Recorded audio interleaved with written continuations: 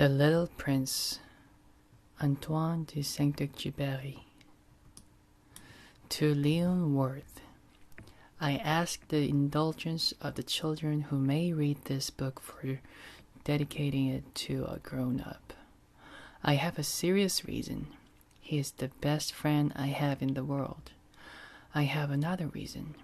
This grown-up understands everything, even books about children. I have a third reason. He lives in France where he is hungry and cold. He needs cheering up. If all these reasons are not enough, I will dedicate the book to the child from whom this grown-up grew. All grown-ups were once children, although few of them remember it. And so I correct my dedication to Leon Worth when he was a little boy. Chapter 1. We are introduced to the narrator of Pilot and his ideas about grown-ups.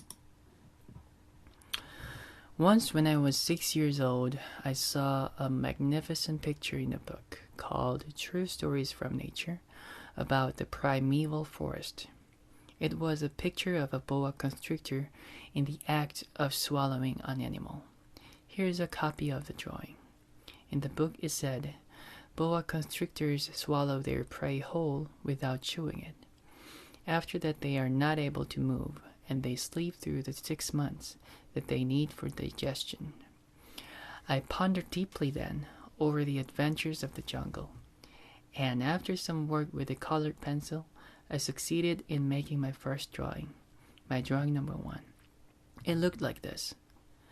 I showed my masterpiece to grown-ups and asked them whether the drawing frightened them. But they answered, "Frightened?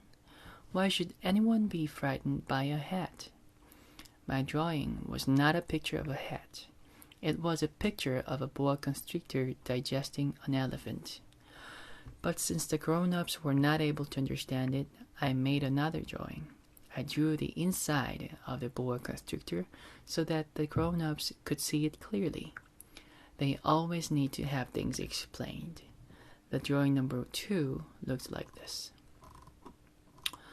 The grown-ups' response this time was to advise me to lay aside my drawings of boa constrictors, whether from the inside or the outside, and devote myself instead to geography, history, arithmetic, and grammar.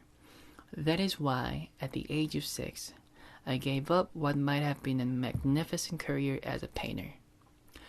I had been disheartened by the failure of my drawing number 1 and my drawing number 2. Grown-ups never understand anything by themselves, and it is tiresome for children to be always and forever explaining things to them. So then I chose another profession, and I learned to pilot airplanes. I have flown a little over all parts of the world, and it is true that geography has been very useful to me. At a glance, I can distinguish China from Arizona. If one gets lost in the night, such knowledge is valuable. In the course of this life, I have had a great many encounters with a great many people who have been concerned with matters of consequence. I have lived a great deal among grown-ups. I have seen them intimately, close at hand, and that hasn't much improved my opinion of them. Whenever I met one of them who seemed to me at all clear-sighted, I tried the experiment of showing him my drawing number 1, which I have always kept. I would try to find out if this was a person of true understanding, but whoever it was, he or she would always say, "That is a hat." Then I would never talk to that person about boa constrictors or primeval forests or stars. I would bring myself down to his level.